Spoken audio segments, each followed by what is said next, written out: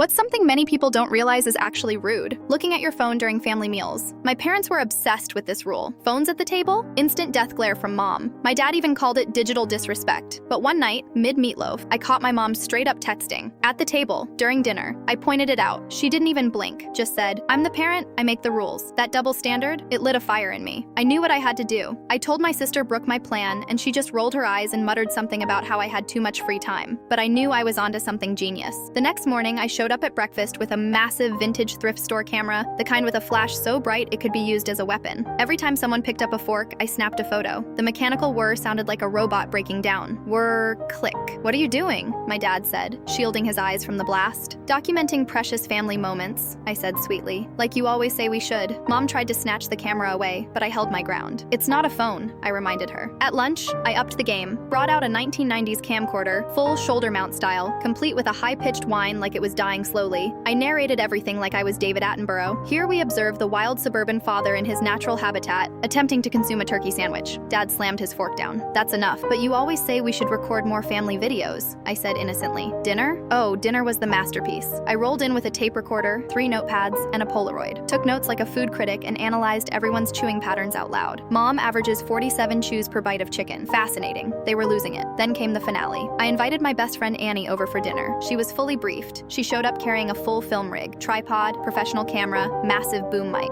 "What's all this?" my mom asked, eyes wide. "Oh," I said casually, "we're filming a documentary, The Modern Family Meal, a study in hypocrisy. It's for Annie's social media class." Annie nodded like a serious director. "I'll need everyone to speak up. Crystal clear audio is key if we want to submit to festivals." My dad choked on his potatoes. "Film festivals?" "Oh yes," I said, sliding a manila folder onto the table. "I've got 6 weeks of documented evidence of mom texting during meals, timestamps included." Annie added, dead serious. "The judges love hard data." Mom turned the color of spaghetti sauce. "This is ridiculous." "Is it?" I said, pulling out a stack of printed screenshots. "Because I've got 47 photos of you checking Facebook during family dinners just last month." Brooke, who'd been silent up to this point, suddenly howled with laughter. "She's got you there, Mom." "And this one," I said, holding up my favorite shot, "is Dad telling me to put away my phone while secretly checking his email under the table. Look at the angle. The irony is just chef's kiss." Annie raised her camera. "Should we get that reaction shot again? The lighting's perfect now." My parents exchanged this long, slow look. Then my mom sighed. "Fine, you've made your point." "Have I?" I said, pulling out a typed-up contract. "Because I've prepared a family agreement on screen time during meals. Applies to everyone, including parents." My dad actually laughed. "You really went all out on this, didn't you?" "Oh, this isn't even my final form," I warned. "I've got 3 more cameras and a friend who does professional voiceovers. We could make this a whole docu-series." They signed the contract. That was 2 years ago. To this day, our phones live in a basket by the door during meals. All of them, no exceptions. And anytime someone even glances toward their phone, I just reach for my camera bag.